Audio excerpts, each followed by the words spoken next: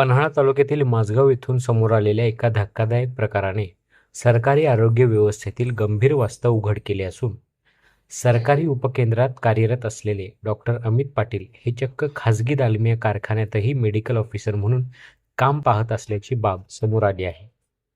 सरकारी सेवेत असताना अशा प्रकारे खाजगी संस्थेत जबाबदारी सांभाळणे नियमांच्या चौकटीत बसते का, असा प्रश्न आता उपस्थित होत असून यामुळे आरोग्य विभागाच्या शिस्तीचे वाभाडे निघाले आहे. तिथे पेमेंट किती आहे तुम्हाला?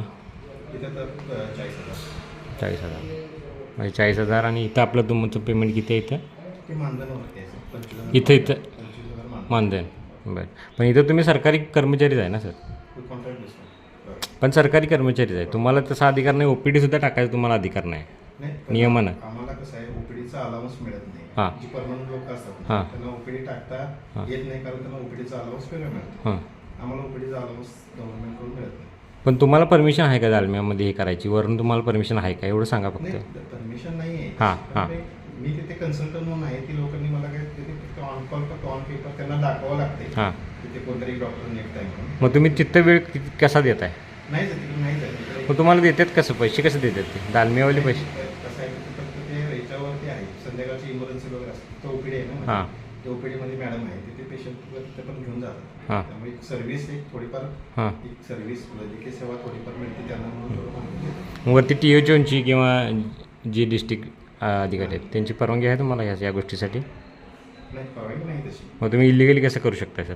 तर तुम्ही जर इथं पोस्टला आहे, तुम्ही इथं नोकरी करताय, सरकारचं तुम्ही जर पेमेंट घेताय, तर तुम्ही तिथं नोकरी करणं योग्य आहे का? कारखान्याचे कामगार समजा काय, हां, इमर्जन्सीला काही रात्री काय हां, मग इमर्जन्सी झालं म्हणजे तुम्ही तिथं कायमच असणे हा भाग आहे ना. ओपीडी माहिती. हां. ते ओपीडीमध्ये घेऊन येतात. तिथे डॉक्टर कोण आहे? मानी मॅडम आहेत. डॉक्टर स्टाफ आहे सर. मग तुम्हीच डॉक्टर ना. एखाद्या कारखान्यात एक डॉक्टरच असतोयच, तो तुम्ही आहे. म्हणजे तुम्हाला नेमलं आहे तिथं ॲक्च्युली, हे तर मान्य आहे तुम्हाला? जर डॉक्टर त्यांच्या मूळ नेमणुकीच्या ठिकाणी अनुपस्थित राहिले आणि अशावेळी एखाद्या रुग्णाला आपत्कालीन उपचारांची गरज भासली किंवा त्यांच्या जीवाचे बरे वाईट झाले, तर याची जबाबदारी नेमकी कोणाची, असा संतप्त सवाल सामान्य नागरिक विचारत आहे.